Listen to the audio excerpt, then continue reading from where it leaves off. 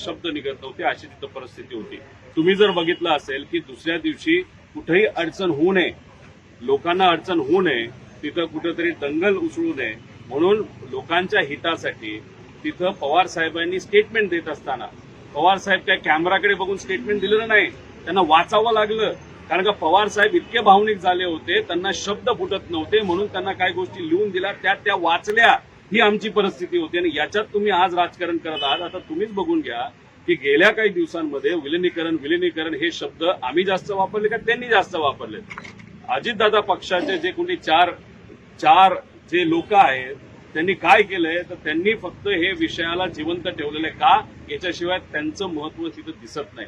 मला फक्त या नेत्यांना एवढंच सांगायचं, राजकारण तुम्ही करा, आम्ही आमच्या लेवलला करू, पण आता राजकारणाची वेळ नाही. मध्ये जरा सांभाळून वागा, कारण महाराष्ट्र तिथं बघतोय. एक तर महिलांचा आदर ठेवणं हे महत्वाचं आहे आणि दादांची वचक काय होती, दादांचं प्रेम कार्यकर्त्यांवर होतं, आमदारांवर होतं आणि महाराष्ट्रावर होतं.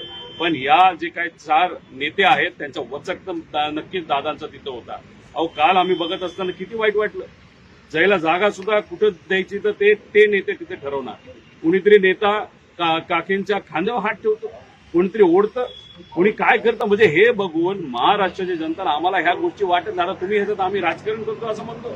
तुम्ही राजकारणाचा मुद्दा काढला म्हणून आता आम्ही भावनिक मुद्दा काढतो. त्यामुळे आमच्या काकींचा जो आदर आहे, कारण काकी मोठ्या नेत्या आहेत, त्या नक्कीच खूप चांगलं काम अजितदादांचं काम सारखं काम करतील असा आम्हाला विश्वास आहे. पण जरा सांभाळून वागा आणि सांभाळून त्या ठिकाणी बोला, एवढंच या ठिकाणी सांगा.